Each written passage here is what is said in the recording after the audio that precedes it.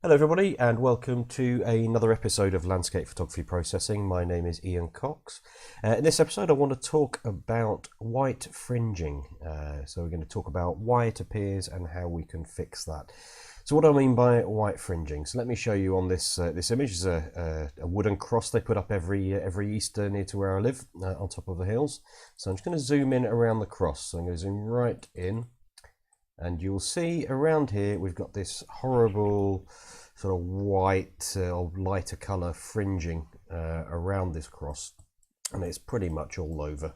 Not so much there, but very much on the horizontal parts. So what is this caused by? So in general, it's caused by sharpening. So if when you're importing your pictures into Lightroom, automatically a little bit of sharpening gets applied unless you have the sharpening slider set to 0. The more that you sharpen, the more clarity you put in, the more contrast you put into an image, the more you get this fringing. And that's essentially because sharpening and sort of micro contrast adjustments, they work in a way of lightening lights and darkening darks. So let me demonstrate actually. So I've got this sort of weird looking thing here. It's supposed to represent just some mountains, so it's just two different tones in on a blank document. If I zoom in here, I'm just going to duplicate this this layer. And we look at the edges. I created this using the polygonal lasso tool and just filling in with colours. But if I zoom in, look at the edge, there's a pretty good separation between the two colours. Obviously it's pixelated because we zoomed right in. If we apply sharpening to this layer, so if I go to filter, let's have a look, sharpen, let's go for unsharp mask. So if I keep the amount down quite low, very little fringing takes place, but the more that I add in, you're going to see we're getting this fringing, which is where the sharpening filter is lightening the lights and darkening the darks around where the edges are in my image. And that'll happen all over. So if I just press OK there, so before, after. So that's essentially how sharpening works, but you get left with this horrible fringing that I like to take away in most of my images. Now, I like to do this whenever I start processing an image. I'll either do my basic adjustments in Lightroom and import them into Photoshop, or use Camera Raw, import them, or just use a plain blank old RAW file. I like to do this stage the very first thing I do. The reason being is I will add sharpening and contrast as I progress through my workflow when I'm processing an image, and if as much fringing as I can remove as possible at the earliest stage, the less is going to turn up later on in the process. You can do this towards the end of the process if you want, because it's what I would call destructive. You're actually creating pixels, you're not using adjustment layers. I prefer to do it right at the very start. So how are we going to fix this? Very easy way of doing it. It's a little bit long-winded, but it's perfectly easy to learn. So I'm just going to demonstrate actually this technique on this document here before I go into doing it on the actual images. First thing I do is create a new layer. So going down to our new layer icon, click it once, and what we're going to do is we're going to take a clone stamp. So this stamp tool here, and we're going to make the size roughly about sort of double what your fringing size is. Now, if you just use this as is, I'll show you what happens if you want to sample. So hold down Alt and sample this this orange color, this orange yellow color, and try and paint over it. You look what happens. It covers up that edge and it goes into the darker area. I've got my flow set to about 50%, roughly there. So that's not what we want. The way to get around this is by using our blending mode. So if we change our blending mode and we change this down to darken, ta-da, the edge reappears. Now that's because darken blending mode, whenever you go over something underneath that is darker than the thing you're painting or clone stamping, it's not going to show up. It's only going to show up in where it's going to be lighter. So in this case, our fringe is lighter than the surrounding area, and that's where it's only going to show up using darken blend mode. Now the opposite of that, let me just label this layer. I'm going to label it darken.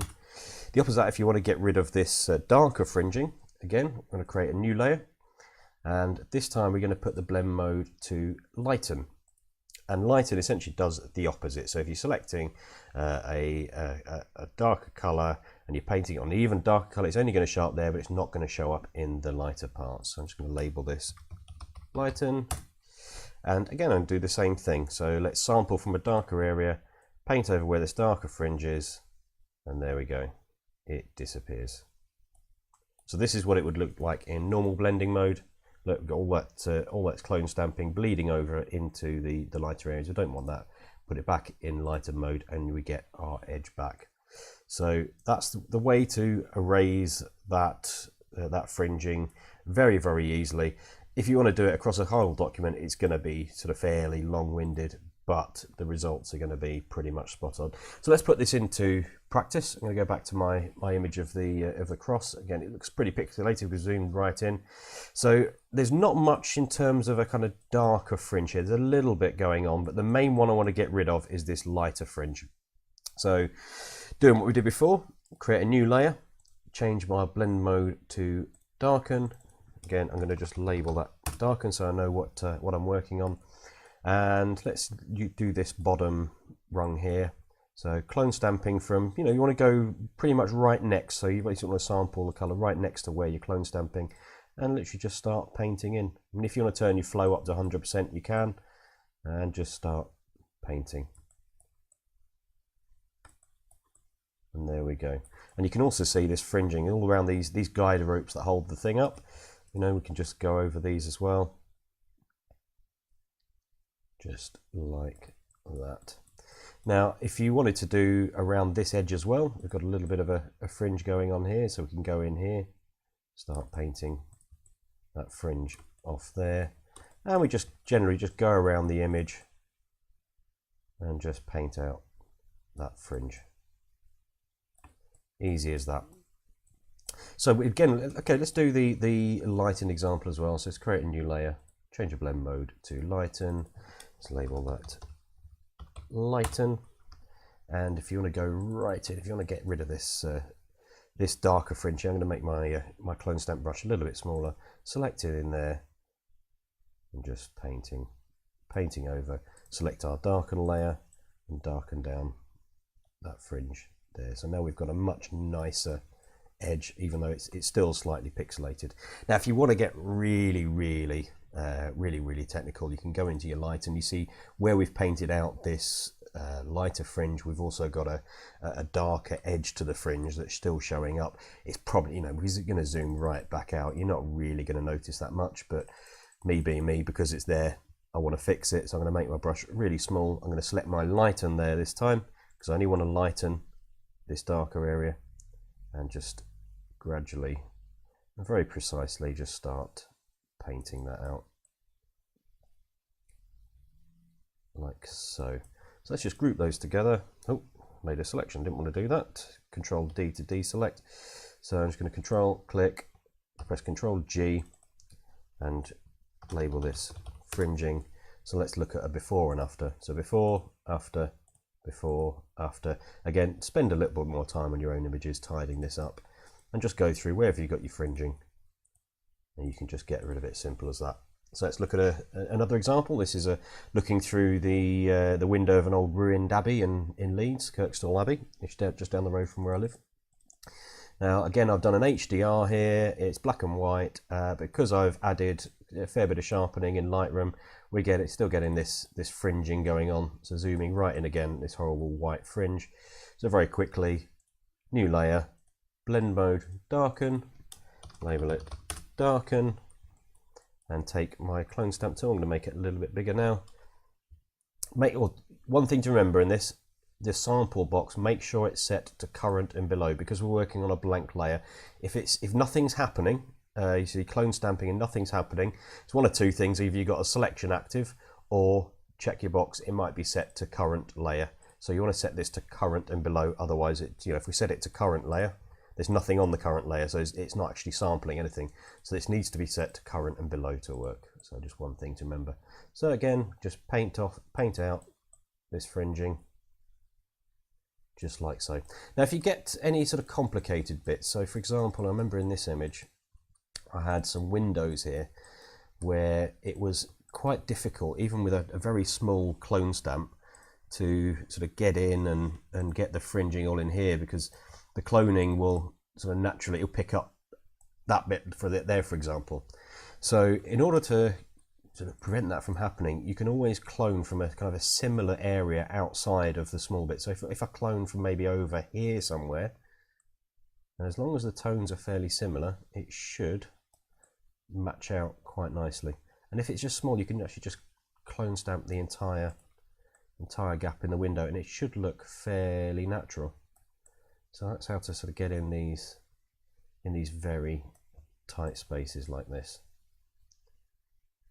And then you just, once you get into some wider areas, you can just go as normal, increase your brush size, and just start sampling. The best way to do it is just keep on sampling. You know, hold down Alt, click, sample, paint, and just keep sampling as you go along. It is possible, you know, if you got a kind of straight edge, you can just sample right next to it, and you won't need to sample for quite a long while because you're just painting away right next to that edge.